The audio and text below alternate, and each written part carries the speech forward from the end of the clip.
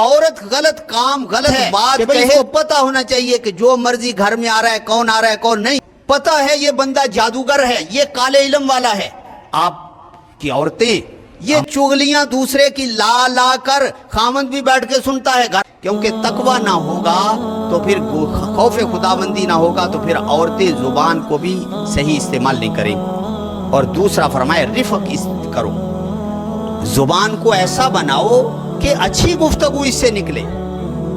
اچھی بات اس سے نکلے، غلط بات نہ نکلے۔ اور حتیٰ کہ حدیث میں ہے آپ صلی اللہ علیہ وسلم کے سامنے حضرت عائشہ نے ایک عورت کا نقل کیا کہ وہ عورت چھوٹی ہے، کہ وہ چھوٹی عورت، اس کا قد چھوٹا ہے۔ آپ نے فوراً تنبیہ فرمائی، فرمایا عائشہ نہ، یہ غلط بات ہے، تو نے ایسی غلط بات کہی ہے۔ ایک روایت میں ہے کہ یہ اگر سمندر میں جتنا پانی ہو اس میں تیری بات ڈال دی جائے تو وہ سارا کڑوا ہو جائے گا۔ اللہ کے ہاں اتنی کڑوی اور بری بات ہے۔ جب مرد تربیت نہیں کریں گے،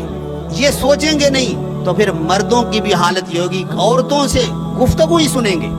کہ بھئی فلاں نے کیا کہا ہے، فلاں نے کیا کہا ہے، آج گھر فلاں کے گھر کی حالت کیا ہے اور اس کی بات کیا ہے۔ جب یہ سنیں گے تو پھر تربیت کیسے ہو؟ تربیت کی جائے کہ بھئی زبان کو صحیح استعمال کرو۔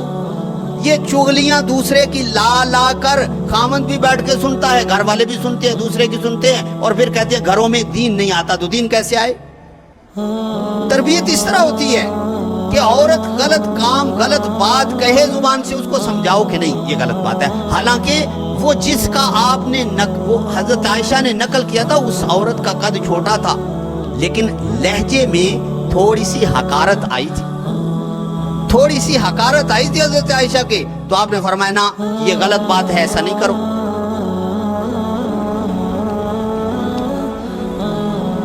اور اسی وجہ سے حضرت عائشہ فرماتی ہے، مجھے آپ نے فرمایا وَإِيَّاكَ وَمُحْقِرَاتِ الذُّنُوبِ، عائشہ یہ چھوٹی چھوٹی باتوں سے بھی پرہیز کرو۔ یہ چھوٹی باتیں، بندہ کہتا ہے کہ یہ تو کوئی بات ہی نہیں ہے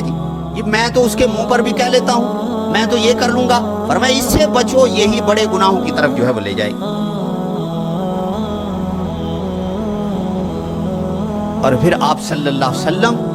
کی عادت تھی اپنے گھر والوں کے عقیدے کی بھی درستگی کرتے تھے، عقیدے کی بھی درستگی کرتے تھے۔ حضرت عائشہ فرماتی ہیں آپ کا جب آپ کو تکلیف تھی، بیماری سخت تھی، تو آپ کی ازواج میں سے دو نے کہا کہ حبشے کے اندر ہم گئے، حبشے کے اندر دیکھا کہ وہاں کنیسہ جس کا نام ماریا تھا، اس جگہ گئے تو وہاں ہم نے بڑی بڑی تصویریں دیکھی اور جو ہے وہ لوگوں کو دیکھا کہ ان کے سامنے جھکتے ہیں، تو آپ نے اپنا کپڑا ہٹا کر فرمایا کہ نہ، آپ نے فرمایا کہ یہ وہ لوگ ہیں منہم، جن میں سے کوئی مرد فوت ہو جاتا، رجل صالح نیک آدمی فوت ہو جاتا تو بنو علی قبرہ مسجدہ، اس کی قبر پر سجدہ گاہ بنا لیتے، اس کو سجدہ گاہ بنا لیتے۔ فرمایا اولئک شرار الخلق، یہ مخلوق میں سے بدترین آدمی ہیں جو اللہ کو چھوڑ کر ایک مخلوق کے سامنے جھکتے ہیں۔ عقیدے کی درستگی کروائی۔ آج کتنے ماحول ہیں، پتہ ہے یہ بندہ جادوگر ہے، یہ کالے علم والا ہے، آپ کی عورتیں، ہماری عورتیں اور وہاں پہنچی ہوتی ہیں، پتہ ہے یہ صحیح بندہ نہیں ہے، اس کی درستگی نہیں ہے، کالا علم تو صاف جادو ہے، اور لوگوں کے ڈھیروں کے ڈھیر، عورتوں کے ڈھیروں کے ڈھیر جو ہے وہ لگے ہوتے۔ تو یہ درستگی کہ بھئی سجدہ، آپ نے فرمایا فوراً کہ نہ،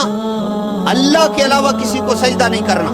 اور فرمایا یہ اچھے لوگ جب ان کے فوت ہو جاتے تھے تو بنو علی قبرہ مسجدہ، ان کی قبر پر مسجد بنا لے، سجدہ گاہ بنا لیتے تھے، اور فرمایا اولئک شرار الخلق، یہ بدترین لوگ ہیں جو اللہ کو چھوڑ کر غیروں کے سامنے جو۔ خامند کی ذمہ داری ہے، تربیت ہے کہ بھئی اس کو پتہ ہونا چاہیے کہ جو مرضی گھر میں آ رہا ہے، کون آ رہا ہے کون نہیں،